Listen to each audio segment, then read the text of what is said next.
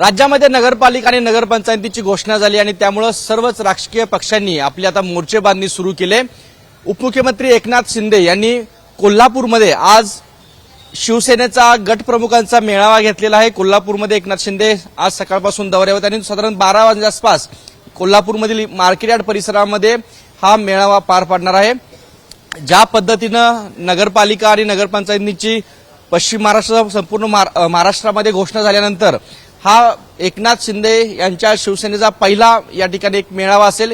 या मेळाव्यामध्ये खास करून कोल्हापूर आणि अन्य जिल्ह्यामधील ज्या नगरपालिका आणि नगरपंचायतीच्या निवडणुका होणार आहेत त्या दृष्टीनं व्यूहरचना या मेळाव्याच्या माध्यमातून आखली जाण्याची शक्यता आहे आणि त्यानुसार या मेळाव्याचं जर स्वरूप पाहिलं तर मोठ्या संख्येनं या ठिकाणी गट प्रमुख या मेळाव्याला उपस्थित राहण्याची शक्यता आहे।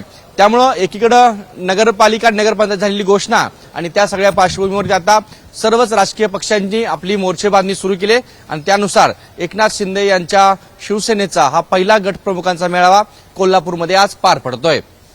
या मेळाव्याच्या माध्यमातून एकनाथ शिंदे महायुतीच्या दृष्टीनं निवडणुका कशा लढवायच्या या दृष्टीनं काय प्रबोधन करतात, मार्गदर्शन करतात हे पाहावं असणार आहे।